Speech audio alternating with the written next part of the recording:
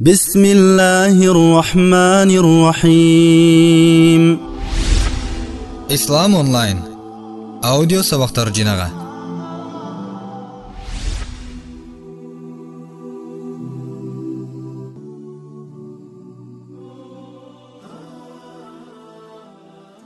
Аврат жерлерди оң кол менен кармабу. Абу Катада Ал-Ансари радияллаху анху риваят кылган хадисте Пайгамбар саллаллаху алейхи ва саллям айтты: "Иза бала ахадукум фала яхузанна закараху бияминих, ва ла ястанджи бияминих, ва ла ятанаффас фил ина."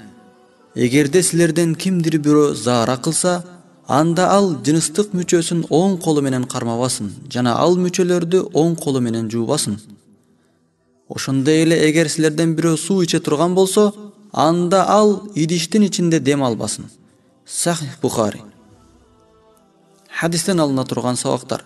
Биринчи, хадисте айтылган 3 түрдүү иш-аракетти кылуу жаман көрүлгөн.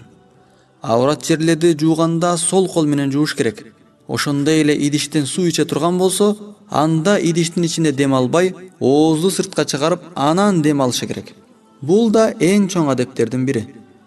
Экинчи, Пайгамбарыбыз саллаллаху алейхи ва саллям үммөтүн ар түрдүү оорулардан сак саламатта болуусун абдан каалаган.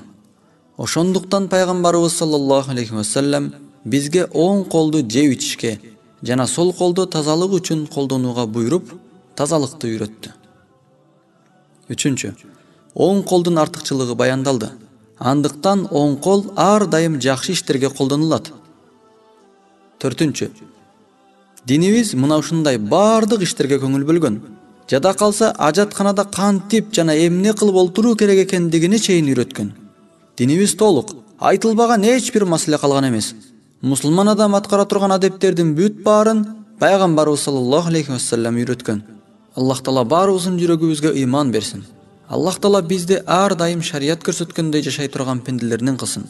Кылган иш-аракеттерибизде Пайгамбарыбыз саллаллаху алейхи ва саллямга толук ээрчүүнү бизге насип кылсын. Ушул айтылган адептерди үйрөнүүнү жана аны иш жүзүндө ашырууну Аллах Таала жеңил кылсын. Кетирген ката кемчиликтерибизди Аллах Таала өзү кечирсин. Aqulu qawli hadha wa astaghfirullah li wa lakum. Assalamu alaykum wa rahmatullahi wa barakatuh.